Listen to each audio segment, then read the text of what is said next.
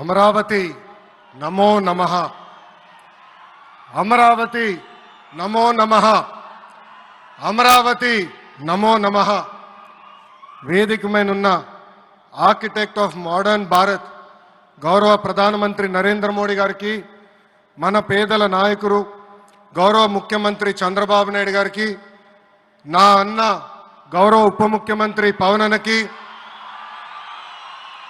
వేదిక మీద ఇతర గౌరవ పెద్దలకు, ప్రాణాలు సైతం లెక్క చేయకుండా అమరావతి కోసం పోరాడిన రైతులకు, ప్రజలకు నా హృదయపూర్వక నమస్కారాలు. ముందుగా పహల్గామ్ ఉగ్రవాద దాడిలో చనిపోయిన వారికి నేను నివాళులర్పిస్తున్నా.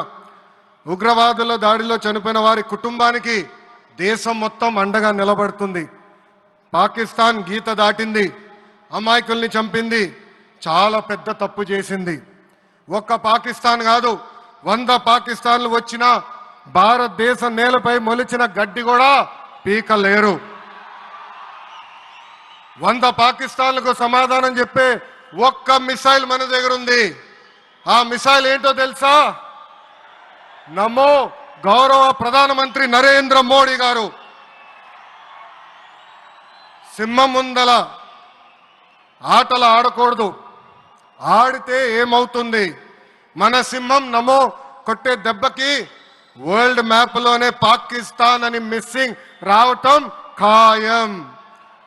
ఈరోజు పాకిస్తాన్ ఆర్మీలో పనిచేసేవారు కొంతమంది రాజీనామా చేశారు, కొంతమంది సెలవులు పెట్టిపోయారు. దట్ ఈస్ మన నమో. నమో కొట్టే దెబ్బకి పాకిస్తాన్ దిమ్మ తిరుగుతాం ఖాయం. ఈరోజు నేను గర్వంగా చెప్పగలుగుతున్నా, ఎంటైర్ నేషన్ స్టాండ్స్ విత్ మన నమో. కేంద్రం ఈరోజు కులగణన చేయాలనే నిర్ణయం తీసుకుంది. ఇది ఒక నిర్ణయం కాదు, ఇది ఒక సంచలనం. Wear others hesitated for decades, Namo acted, rewriting history with courage.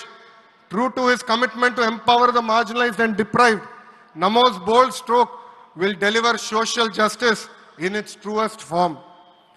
నమో గారికి ఆంధ్రప్రదేశ్ అన్న, అమరావతి అన్న ఎంతో ప్రేమ. ఇప్పుడు ఆయన ఢిల్లీలో ఎంత బిజీగా ఉన్నారో మనందరూ తెలుసు. ఆయన ఈ కార్యక్రమానికి వచ్చారు. 2024 ఎన్నికల్లో ప్రజలు ఎన్డీఏ ప్రభుత్వానికి 94 సీట్లు గెలిపించారు. అందుకే మన ప్రధాని నమో గారు ఆంధ్రప్రదేశ్ కోరిన అన్ని కోరికలు తీరుస్తున్నారు. మొన్నే విశాఖపట్నానికి వచ్చి railway zone, NTPC green project, Nakkapalli bulk drug park కి నిధులు కేటాయించారు. ఏకంగా విశాఖపట్నం ఉక్కు ఫ్యాక్టరీని కాపాడారు. ఇప్పుడు అమరావతికి వచ్చి నిధులే కాదు పనులు కూడా ప్రారంభించబోతున్నారు. మనం ఒకసారి గతం కూడా గుర్తు చేసుకోవాలి. 2014లో రాష్ట్ర విభజన జరిగింది. కట్టుబట్టలతో మెడబట్టి మన బయటికి గెంటేశారు. ఎక్కడి నుంచి పరిపాలించాలో తెలియని పరిస్థితి. కానీ మన సిబిఎన్ గారికి సంక్షోభాలు కొత్త కాదు. ఒక పక్కన సంక్షేమం, మరో పక్కన అభివృద్ధి చేసి చూపించారు. అందరి ఆమోదం తెలిపిన తర్వాతనే అమరావతి రాజధానిగా ప్రకటించారు. రైతులు చేసిన త్యాగం వల్ల ఈరోజు అమరావతి ఏర్పడింది. ఒకే రాజధాని, అభివృద్ధి, వికేంద్రీకరణ అనే ఎజెండాతో మన ప్రభుత్వం ముందరికెళ్ళింది. రాయలసీమను ఎలక్ట్రానిక్స్, ఆటోమోటివ్, రెన్యూవబుల్ ఎనర్జీ హబ్గా తయారు చేశాం. గోదావరి జిల్లాలో ఆక్వాని పెద్ద ఎత్తున ప్రోత్సహించాం. ఉత్తరాంధ్రలో ఐటీ, ఫార్మా కంపెనీలు కూడా ఆనాడు మనం తీసుకొచ్చాం. కానీ 2019 నుంచి 24 వరకు విధ్వంస పాలన మనం చూసాం. మన సిబిఎన్ పై ఉన్న వ్యక్తిగత కక్షతో అమరావతిని చంపేయాలని చూశారు. ఒక్క ఇటుక కూడా పెట్టకుండా 3 రాజధానులంటూ 5 సంవత్సరాలు గడిపేశారు. 8 ఏళ్ల పిల్లోడి దగ్గర నుంచి 80 సంవత్సరాల వృద్ధుల వరకు జై అమరావతి అంటూ జెండా బతుకుని రోడ్డు పైకి వచ్చి ధర్నాలు చేస్తాం, పోరాటాలు చేస్తాం, మనందరం చూసాం. జై అమరావతి అన్నందుకు రైతులకి సంఖ్యలు వేశారు. జై అమరావతి అన్నందుకు మహిళా రైతుల్ని పోలీస్ బూటులతో తన్నిచ్చారు. జై అమరావతి అన్నందుకు రైతుల్ని ఏకంగా పెయిడ్ ఆర్టిస్టులు అన్నారు. ఎన్ని అరాచకాలు చేసినా అమరావతి రైతులు తగ్గేదే లేదన్నారు. 1631 రోజుల పాటు అమరావతి ఉద్యమం కొనసాగింది. 2070 మంది రైతులు చనిపోయారు. సుమారుగా 3,000 మంది రైతులపైన ఆనాటి ప్రభుత్వం దొంగ కేసులు పెట్టింది. ఎన్ని కుట్రలు చేసినా జై అమరావతి అన్న నినాదం ఆపలేకపోయారు. అయినా ఆపేదానికి పీకేదానికి అమరావతి ఎవరో ఇంట్లో పెంచుకున్న మొక్క కాదు, జనం గుండెల్లో దాచుకున్న ప్రజా రాజధాని. అమరావతికి శంకుస్థాపన చేసింది ఎవరు? మన నమో శంకుస్థాపన చేసిన అమరావతి ఆపే దమ్ము ఎవరికి లేదు. 1631 రోజుల పాటు పోరాడి అమరావతిని నిలబెట్టిన రైతులకి నేను ఈరోజు శిరస్సు వంచి నమస్కరిస్తున్నాను. ప్రధాని నమో గారి చేతి మీదుగా అమరావతి పనులు తిరిగి ప్రారంభం అవుతున్నాయి. ఇంకా అమరావతి అన్స్టాపబుల్. అభివృద్ధి వికేంద్రీకరణ అంతే స్పీడ్గా జరిగిపోతుంది. Polavaram, Visakha steel plant, Bhogapuram airport, Prakasam జిల్లాలో CBG plant, Kurnool high court bench, ఇలా అన్ని కార్యక్రమాలు జెట్ స్పీడ్తో జరుగుతాయి.